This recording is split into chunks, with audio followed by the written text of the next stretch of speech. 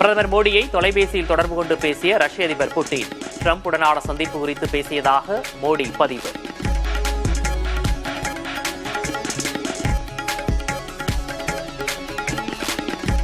பிரதமர் மோடியை சந்தித்து வாழ்த்து பெற்ற குடியரசு துணைத் தலைவர் வேட்பாளர் சி.பி. ராதாகிருஷ்ணன் வரும் 21ஆம் தேதி வேட்புமனு தாக்கல் செய்வார் என தகவல்.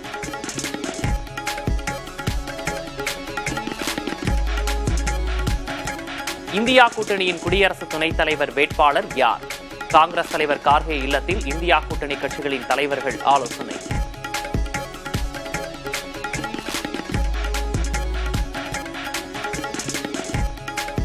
வாக்காளர் பட்டியல் சிறப்பு திருத்தம் என்பது வாக்கு திருத்திற்கான புதிய ஆயுதம்.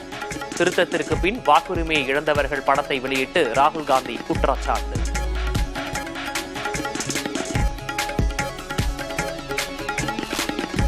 தேர்தல் ஆணையத்திற்கு 7 கேள்விகளை முன்வைத்து முதல்வர் ஸ்டாலின் எக்ஸ் தளத்தில் பதிவு.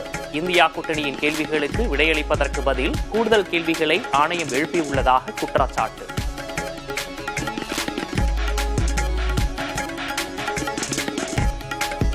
%98 அறிவிப்பை நிறைவேற்றியதாக முதல்வர் ஸ்டாலின் கூறுவது பொய். திருவண்ணாமலை மாவட்டம் கலசப்பாக்கம் தொகுதியில் பழனிசாமி பரப்புரை. 565 அறிவிப்புகள் 2021 சட்டமன்ற பொதுத் தேர்தலில் அறிவித்தார்கள். இதுவரை ஒரு 10% அறிவிப்புகளோடு நிறைவேற்றப்படவில்லை. ஆனால் இன்றைய முதலமைச்சர் திராவிட முன்னேற்ற கழக தலைவர் திரு ஸ்டாலின் அவர்கள் 98% அறிவிப்பை நிறைவேற்றப்பட்டதாக ஒரு பச்சை பொய்யை முழு பூசணிக்காயை சோற்றில் மறைத்துக் கொண்டிருக்கின்றார். இந்திய கம்யூனிஸ்ட் கட்சியின் மாநில செயலாளர் தேர்வு ஒத்திவைப்பு. மாநில மாநாடு நிறைவடைந்த நிலையில் அறிவிப்பு.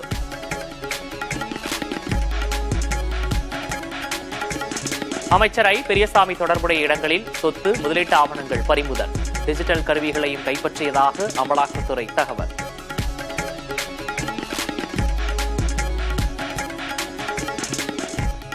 பதினாறு குற்றச்சாட்டுகள் சுமத்தப்பட்ட நிலையில் அன்புமணிக்கு ராமதாஸ் தரப்பு நோட்டீஸ். 7 நாட்களில் விளக்கமளிக்காவிட்டால் மேல் நடவடிக்கை எடுக்கப்படும் என எச்சரிக்கை.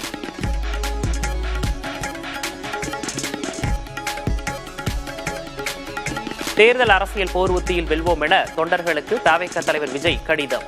மாபெரும் அரசியல் விளைவை நிகழ்த்தி காட்டும் பேரறிவிப்பாக மாநில மாநாட்டை மாற்றி காட்டுவோம் என சூளுரை.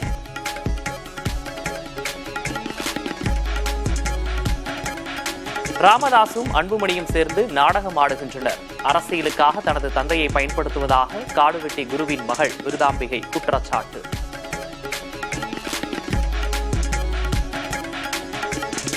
கேரள பல்கலைக்கழகங்களில் துணைவேந்தர்களை நியமிக்க தேடுதல் குழு அமைப்பு. ஓய்வு பெற்ற நீதிபதி சுதான்சு துலியா தலைமையிலான குழுவை அமைத்து உச்சநீதிமன்றம் உத்தரவு.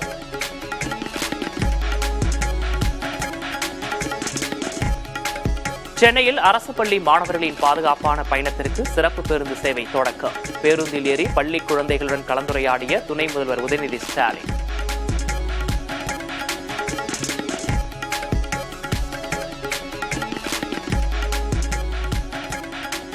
கேஆர்எஸ் மற்றும் கபினி அணைகளிலிருந்து வினாடிக்கு 1,25,000 கனஅடி உபரிநீர் திறப்பு.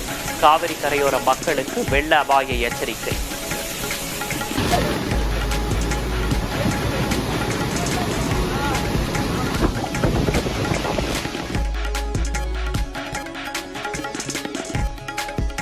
கனமழையால் வால்பாறை பகுதியில் உள்ள ஆறுகளில் வெள்ளப்பெருக்கு. கூழாங்கல் ஆறு, நெடுமலை ஆறு, பிர்லா ஃபால்ஸ் ஆகியவற்றில் குளிக்க தடை.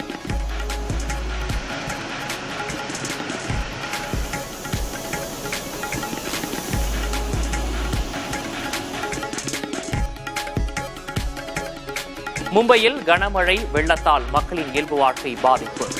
தேசிய நெடுஞ்சாலையில் கடும் போக்குவரத்து நெரிசல்.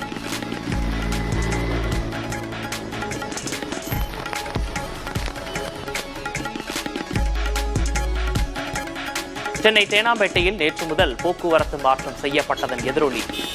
தியாகராய நகரில் கடும் போக்குவரத்து நெரிசல் ஏற்பட்டதால் வாகன ஓட்டிகள் அவதி.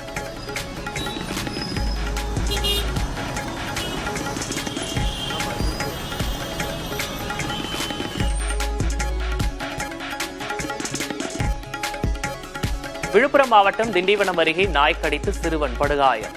சிசிடிவி காட்சிகள் வெளியாகி அதிர்ச்சி.